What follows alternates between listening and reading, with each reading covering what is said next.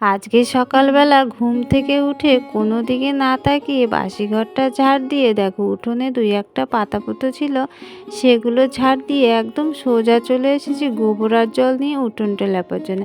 কারণ আজকে চড়ক পুজো, উঠোন না লেপলে না একদমই ভালো লাগে না। ভাবছিলাম কালকে গতকালকে বিকেলবেলা লেপবো, সেই জন্য আর হয়নি, শরীরটাও বেশ ভালো লাগছিল না। তাই একদম সকাল সকাল দেখো শুরু করে দিয়েছি উঠোন লেপা। আর ভালো করে গোবর আর জল দিয়ে দেখো গুলে নিয়েছি। এখন ওই যে হাতে ঝাঁটা নিয়ে সুন্দর করে একদম লেপে নেব।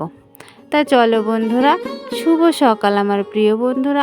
আশা করছি তোমরা যে যেখানে আছো সকলে ভালো আছো এবং সুস্থ আছো। নদিয়া জেলার ছোট্ট একটি গ্রাম থেকে আমি অনিতা তোমাদের সকলকে জানাই আমার ব্লগ চ্যানেলে অনেক অনেক স্বাগত আর অনেক অনেক ভালোবাসা। তো বন্ধুরা, এখন বাজে ঘড়ির কাঁটায় ঠিক 5:30। আজকের ব্লগটা এই উঠোন লেপা দিয়েই শুরু করছি। তা বন্ধুরা দেখো, আমার ওদিকটা তো লেপা হয়ে গেছে, আর লেপতে লেপতে কিন্তু এদিকে চলে এসেছি, হাফ হাফ করে লেপবো। আগে এই পাশটা লেপে নেব, তারপরে ওই পাশে লেপে নেব। তা চলো বন্ধুরা, আমি এখন পুরো উঠোনটা লেপে নিই। তা পুরো উঠোনটা লেপা আমার কমপ্লিট হয়ে গেছে। তারপরে দেখো চলে এসেছি থালা বাসনগুলো নিয়ে কলপারে। আর বালতি টালতি যা ছিল ঝাঁটা সবগুলো তো ধুয়ে ঠুয়ে নিয়েছিলাম। তারপরে থালা বাসনগুলো মাজতে শুরু করে যেতে, থালা বাসন বলতে খুব একটা নেই, ওই মা আর গুড্ডু খেয়েছিল সেই সব থালা বাসন আর কি। তো যাই হোক, থালা বাসনগুলো মাজা হয়ে গেছে। আর এই যে দেখো গামলাটা না গোবর ছিল, কেমন একটা দাগ হয়ে গেছে, তাই ভালো করে ঘষে ঘষে দাগগুলো তুলে একটু আর কি মেজে দিলাম। তারপরে দেখো মা চলে এসে জল নেওয়ার জন্য ভাত বসাবে। ওই যে গতকাল তো না খেয়েছিলাম, কাল তো সে নীলষষ্ঠীর উপোস ছিলাম, সেই জন্য আর খাওয়া হয়নি। তাই মাকে বলছিলাম সকাল সকালে ভাতটা বসিয়ে দিতে। তাই মা ওদিকে ভাতটা বসিয়ে দিচ্ছে আর আমি এদিকে বাকি কাজগুলো করে নিচ্ছি। তো থালা বাসনগুলো ধোয়া হয়ে গেল, আর গামলাটাও কিন্তু এখন ধুয়ে নিচ্ছি। ওগুলো সব যেখানে রাখি সেইখানে রেখে দিয়ে দেখো সোজা চলে এসেছি ঘরে। ঘরে ঢুকেই প্রথমে দেখো মশারিটা গুটিয়ে নিয়েছি, আর জানলার দড়িগুলো সব খুলে দিয়েছিলাম। এই জানলাটা তো খুলে দিয়েছি, আর ওই জানলাটা পরে খুলে দেবো।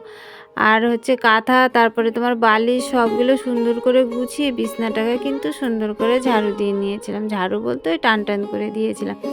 তারপরে দেখো বালতিতে করে জল নিয়ে চলে এসেছি ঘর মোছার জন্য। আর ঘর দুটো তো ভালো করে মুছে নিয়েছি, বারান্দাটাও মোছা হয়ে গেছে। তারপরে দেখো চলে এসেছি নিচেই সিঁড়িগুলো মোছার জন্য। আর ওই দিদিভাইটা ওখানে বসে রয়েছে, ওখানে আর মুছবে না, ওখানে পরে মুছে নিলে হয়ে যাবে, আবার না মুছলেও হবে। তো যাই হোক, এদিক ওদিকে মুছে নিলাম। আর ঘর মুছতে মুছতেই দেখো, এই যে আমাদের বাড়ির সামনে যেই পুকুর আছে সেই পুকুরে সব সন্ন্যাসীরা চলে এসেছে, ঠাকুর চান করানোর জন্য। তাই দেখার জন্য আমিও চলে এসেছিলাম। তা দেখো কত সন্ন্যাসী হয়েছে, সবাই এখন এই পুকুরের জলে চান করবে। তা কতটা সুন্দর লাগছে দেখো। আর এই যে দেখছি সব সন্ন্যাসীগুলো, এরা কিন্তু সব আমাদের পাড়ারই, আমাদের পাড়ায় পুজো হয়। তো যাই হোক, ভাবলাম হচ্ছে আমি যখন দেখছি তাহলে আমার পরিবারের বন্ধুরা দেখবে না, তাই কখনো হয়? তাই তোমাদের সাথেও একটু শেয়ার করলাম। তো ওখান থেকে ঘুরে এসে দেখো স্নান করে নিয়েছিলাম, আর স্নান করে পুজোটা করে নিয়েছি। আর মা তো এদিকে ভাত বেড়ে দিয়েছিল। তা দেখো মা রান্না করেছে ভাত, ভেন্ডি সেদ্ধ, আর এদিকে করেছে তোমার পটল বেগুন ভাজা, আর দেখো শুকনো লঙ্কা ভাজা করেছে এর সঙ্গে। কোনো কিছু ভাজার সঙ্গে শুকনো লঙ্কা হলে না বেশ লাগে খেতে। আর এদিকে দেখো লাউ দিয়ে মুগ ডাল করেছে। তা হচ্ছে আমি বললাম যে লাউটা রয়েছে, তা লাউ দিয়ে ডালটাই করে ফেলো। তা চলো এখন খাওয়া দাওয়াটা করে নিই। তো খাওয়া দাওয়া করার পরে দেখো চলে এসেছি সোজা থালা বাসনগুলো নিয়ে কলপারে। তা ভাবলাম হচ্ছে থালা বাসনগুলো আগে মেজে নিই, সন্ধেবেলায় তো মেলা দেখতে যাব, না হলে তো ও ঘুমিয়ে পড়বে, সেই জন্য ওকে ঘুম পাড়ানোটা খুবই জরুরি। তো যাই হোক, সেই জন্য থালা বাসনগুলো এখন মেজে নিচ্ছি। আর ঘুম থেকে উঠে ওগুলো মাজতে গেলে আবার মেলায় যেতে দেরি হয়ে যাবে। এমনিতেই গুড্ডু সকাল থেকে বলছে চড়ক মেলায় যাব, আবার দুই এক সময় বলে চরকি মেলা। তো ও তো আগের বছর দেখেছে, ওর অতটা ভালো মনে নেই। তো যাই হোক, ওকে একটু দেখানোর দরকার, আর মাও যাবে। তা হচ্ছে ওরা রয়েছে, সেই জন্য ওদের জন্য যাওয়া আর কি। তা থালা বাসনগুলো দেখো আমি মেজে নিয়েছি, মেজে না গুড্ডুকে ঘুম পাড়িয়ে দিয়েছি। আর ঘুম পাড়িয়ে আমি একদম সোজা চলে এসেছি উঠোনটা ঝাড় দেওয়ার জন্য। ও ঘুমিয়ে থাকতে থাকতে যা কাজ বাজ আছে সব কাজগুলো কমপ্লিট করে নেব।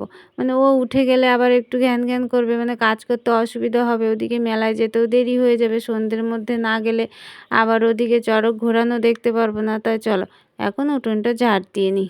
দেখো আমরা ঘুম থেকে উঠে বিকেলের কাজকর্ম করে রেডি হয়ে গেছি মেলা দেখার জন্য। আর এই দেখো গুড্ডু লাগছে তোমরা প্লিজ একটু কমেন্ট করে জানিও। এই দেখো আমার মা রেডি হয়ে গেছে। চলো তাহলে আমরা এবার মেলা দেখে আসি আর দেখি তোমাদের সাথে কতটা শেয়ার করতে পারি। আমি সব গাড়ি নেব। তুমি সব গাড়ি নেবে? আচ্ছা তাই চলো চলো আমরা এখন যাই, অন্ধকার হয়ে গেছে বাইরে।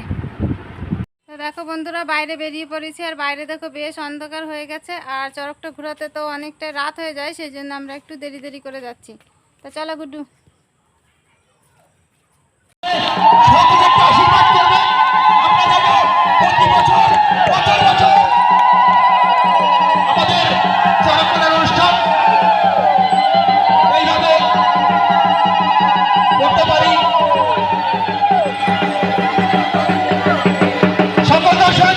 একটু জোরে করে হাতে তালি দেবে, বুলেট ধরি জোরে করে একটা হাতে তালি দেবে, বুলেট ধরি দেবে।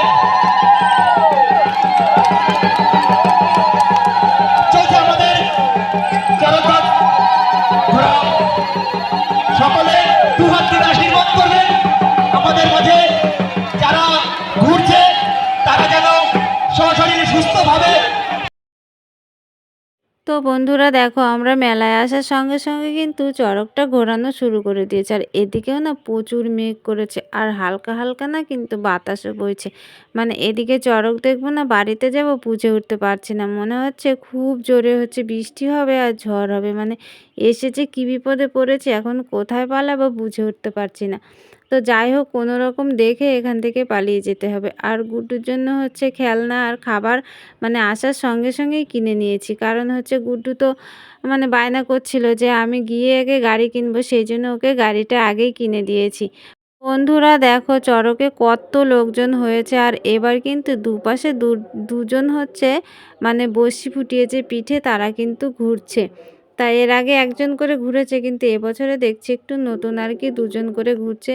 তা দেখো প্রচুর লোক হয়েছে, মানে প্রত্যেক বছরই এরকম লোক হয় আর অল্প জায়গা, সেই জন্য লোকের খুব অসুবিধা হয়। তাও সবাই মিলে আমরা কষ্ট করে দেখি আর কি।